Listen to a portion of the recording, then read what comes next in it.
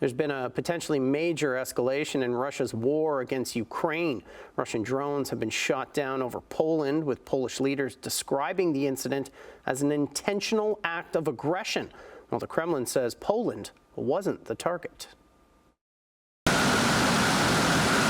NATO fighter jets scrambling over eastern Poland overnight, shooting down some of the 19 Russian drones in Polish skies over a 7-hour incursion. It's the first time Russian drones have been shot down over a NATO country, and while no injuries have been reported, homes were damaged and flights were disrupted. Polish authorities saying the wreckage of at least 16 of the drones have been found, some hundreds of kilometers from the Ukrainian border.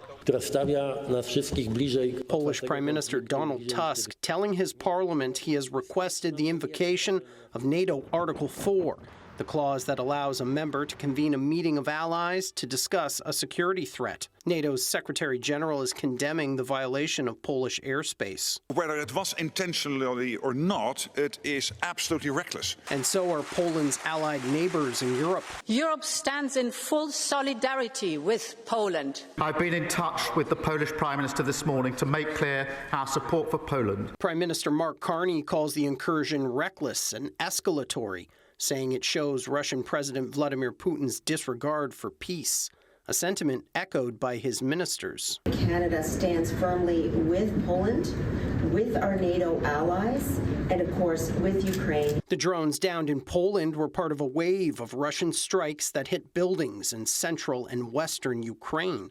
Ukraine's president saying the drones were recorded deliberately moving into Poland. Цей рух не випадковість чи помилка, а цілеспрямований рух. Russia says it was aiming at Ukraine, while Kremlin ally Belarus says some of the drones lost their course and ended up in Poland due to jamming. It just doesn't wash as an accident to have that many crossover. Jane Bolden from the Royal Military College of Canada thinks the incursion was no accident, saying Russian President Vladimir Putin has been emboldened by his recent embrace by Donald Trump and Xi Jinping on the world stage, and that has him acting more boldly to achieve his military goals in Ukraine. The signals are not good in that he's feeling strong, he's feeling unconstrained internationally, and in that sense we need to be worried about what's coming next.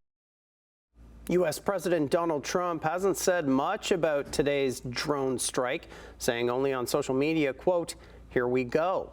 Meantime, troops from Russia and Belarus will begin war games in Belarus on Friday.